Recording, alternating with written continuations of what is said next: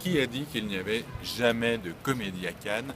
Michel Simon au Masque et la Plume de Jérôme Garcin sur France Inter. Eh ben Michel, une fois de plus, tu t'es planté. Parce que grâce à Thierry Frémaux, on a même un film à sketch argentin qui est vraiment survendu comme le petit prodige, produit par Almodovar et distribué par la Warner. Ceci explique peut-être cela.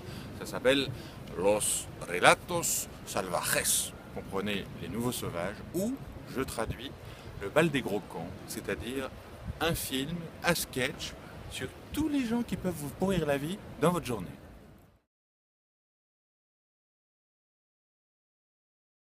Les trois adjectifs: vulgos, poussif et jusque-boutiste.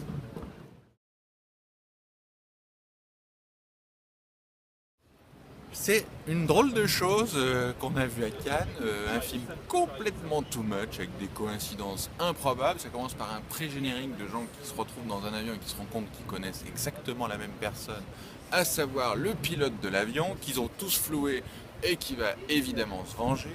Ça continue par un fonctionnaire psychorigide qui ne veut pas négocier une amende et qui va se retrouver dans un piège absolu. Ça se poursuit enfin par un automobiliste qui en fait chier un autre. Ça va se terminer dans un bain de sang. Bref, un truc assez étonnant, très m'as-tu vu. Ce qui le sauve, c'est qu'il pousse à chaque fois les situations beaucoup plus loin que la bien-pensance pourrait les laisser, notamment une scène de mariage qui renvoie Festen à une petite histoire de Bluette très gentille, puisqu'une mariée se rend compte qu'elle a été cocufiée le jour même de son mariage et que l'objet de son cocufiage est invité au mariage, et elle décide de se venger d'une façon absolument terrible. Ça, c'est le final du film.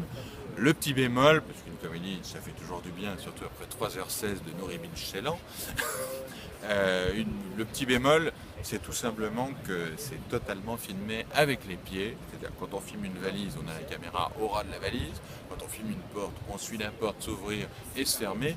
Heureusement que les personnages ne vont jamais aux chiottes, parce que je pense qu'il aurait fait un plan de la cuvette des toilettes, ce qui n'aurait pas été tout à fait saillant.